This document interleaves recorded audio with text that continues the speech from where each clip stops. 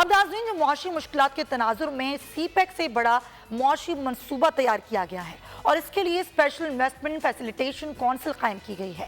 منصوبوں کے انتظامی امور اور ہم آہنگی میں پاک فوج کا کلیدی کا معیشت کو دلدل سے نکالنے کے لیے جو غیر ملکی انویسٹمنٹ ہے، جو سرمایہ کاری ہے، اسے لانے کے منصوبے میں سعودی عرب، متحدہ عرب امارات، چین، قطر پاکستان میں $50 ارب سے زائد کی سرمایہ کاری کریں گے، جہاں آرمی چیف کی شمولیت سے اس فورم کی ساکھ میں اضافہ ہوگا۔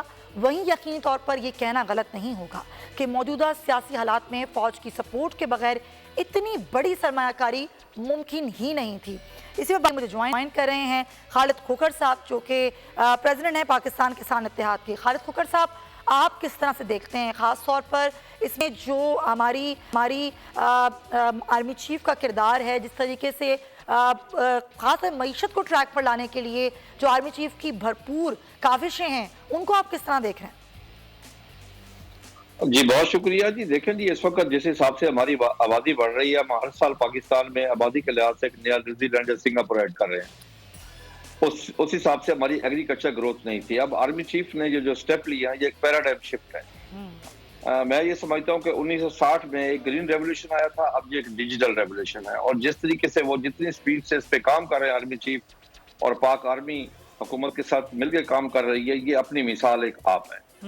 اس میں یہ ہو رہا ہے کہ اب فرض کیا انہوں نے ایک لمس کا ادارہ بنایا ہے، اس نے بھی اپنا کام شروع کر دیا ہے۔ اس کے علاوہ یہاں پیرو وال ضلع خانے وال میں جدید فارمنگ بھی انہوں نے شروع کر دی ہے۔ اب جدید فارمنگ سے مراد یہ ہے کہ انہوں نے ابھی 2500 ایکڑ پہ کی ہے، 2500 ایکڑ پہ اگلے 6 ماہ میں کر رہے ہیں، اور 5 سالوں میں 1 لاکھ ایکڑ پہ کریں گے۔ وہ جدید فارمنگ، اس میں جدید مشینری کا استعمال ہے، جدید ٹیکنالوجی کا استعمال ہے، بہتر بیج استعمال کیے جائیں گے۔ اس سے کیا ہوگا کہ ارد گرد کے لوگ دیکھیں گے، باقی لوگ اس سے سیکھیں گے، وہ ایسے ہی سمجھ لیں کہ پاکستان میں ڈائیو بس آئی، اس کے آنے سے باقی ساری بسیں ٹھیک ہو گئی۔ اب انہوں نے جس طریقے سے شروع کیا ہے، اس سے باقی عام فارمنگ پر ایکڑ پیداوار بڑھے گی، کاشتکار میں شوق پیدا ہوگا۔ اب تو کاشتکار محسوس کر رہا ہے کہ اسے پاکستانی اور انسان تسلیم کیا جا رہا ہے۔ اچھا، پہلے یہ جو کاروبار تھا، ہم کہتے تھے کہ نہ منافع بخش ہے نہ باعزت ہے۔ اب ہمیں لگ رہا ہے کہ سب سے باعزت کاروبار یہ بن گیا ہے، کیونکہ اس ادارے کا زراعت کا کوئی مائی باپ نہیں تھا۔ اب ہمیں لگتا ہے کہ اس کا مائی باپ آ گیا، اب اس کو ترجیحات میں شامل کیا جا رہا ہے۔ صحیح۔ دیکھیں نا، ہم ایک عام کہتے ہیں کہ جدے گھر دانے ادے کملے بھی سیانے، کہ جس کے گھر کھانے میں سب کچھ ہے وہ سب ٹھیک ہے۔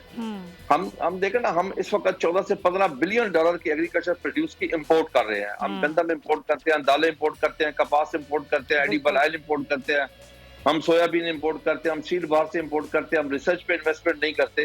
اب کیا ہوگا کہ ریسرچ کے اوپر انویسٹمنٹ ہوگی، جدید مشینری آئے گی، جدید ٹیکنالوجی آئے گی، بہتر جدید کاشتکاری ہوگی، ہماری پر ایکڑ پیداوار بڑھے گی۔ دوسرا یہ ہے کہ ہمارے پاس 15 سے 18 ملین ایکڑ رقبہ جو غیر آباد پڑا ہے، جو قابل کاشت ہے۔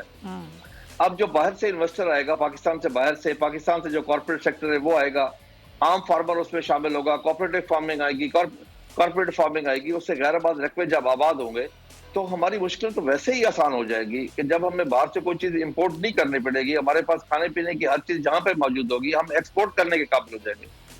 دیکھیں جی، قدرت نے ہمیں تمام نعمتوں سے نوازا ہے، تمام نعمتوں سے۔ اس سے بہتر ملک ایگریکلچر کے لیے دنیا میں کوئی نہیں ہے۔ میدانی علاقہ ہمارے پاس ہے، پہاڑ ہمارے پاس ہے، دریا ہمارے پاس ہے، سمندر ہمارے پاس ہے، چاروں موسم ہمارے پاس ہے، چولستان ہمارے پاس ہے، تھر ہمارے پاس ہے، ریگستان ہمارے پاس ہے، روہی ہمارے پاس ہے۔ یعنی کہ اللہ تعالیٰ نے ہمیں ہر چیز دی، ایک ول نہیں تھی۔ اب ہمیں اس ادارے کے آنے سے اب ول نظر آ رہی ہے، اور یہ پاک آرمی جو یہاں پہ کام کر رہی ہے، یہ دنیا کا پہلا ماڈل نہیں ہے۔ 19 ممالک میں آلریڈی کسان اور جوان مل کے کام کر رہے ہیں۔ سب سے پہلے چائنا نے شروع کیا تھا، موزتان نے۔ لیکن یہ بہترین اقدام ہے، ڈیفینیٹلی آپ درست فرما رہے ہیں خالد کھوکھر صاحب۔ اور زراعت کا شعبہ جو کہ بہت اہم شعبہ ہے ملک کا، اس کو یقیناً نہ صرف بہتری ہوگی اس میں، اور ڈیفینیٹلی جب زراعت بہتر ہوگی تو پھر معیشت بھی بہت بہتری کی طرف جائے گی۔ بہت شکریہ خالد کھوکھر صاحب، اس تمام تر صورتحال پر آپ بات کر رہے ہیں۔ پاک فوج کی کاوشیں، حکومت کی کوششوں سے معیشت کی صورتحال بہتری کی طرف جا رہی ہے، اور ہم یہ امید بھی کرتے ہیں کہ اس میں ظاہر بحیثیت قوم جو ہم سب کی کوششیں ہوں گی کلیکٹیو، اس سے یقیناً اچھے دن بھی ضرور آئیں گے۔ اگر آپ کو یہ ویڈیو پسند آئی ہے تو سبسکرائب کریں اور بیل آئیکن پر کلک کریں۔ ڈیجیٹل لون اسکیم، عوام کو قرضوں کے جال میں پھنسا کر لوٹنے والے بھیڑیے بے نقاب۔ بول کی کاوشیں بارآور ثابت ہو گئیں، آن لائن قرض مافیا کے گرد گھیرا تنگ ہو گیا ہے۔ بول نے دیا اپنے عوام کا ساتھ، اٹھائی اس اسکیم کے خلاف آواز۔ بول کی ڈیجیٹل لون سکیم کے خلاف آگاہی مہم کی سب سے بڑی ٹرانسمیشن 59% عوام نے دیکھی اپنی اسکرین پر، کیونکہ بول ہے پاکستان کا نمبر 1 نیوز چینل۔ سبسکرائب کریں اور بیل دبائیں تاکہ کوئی خبر رہ نہ جائے۔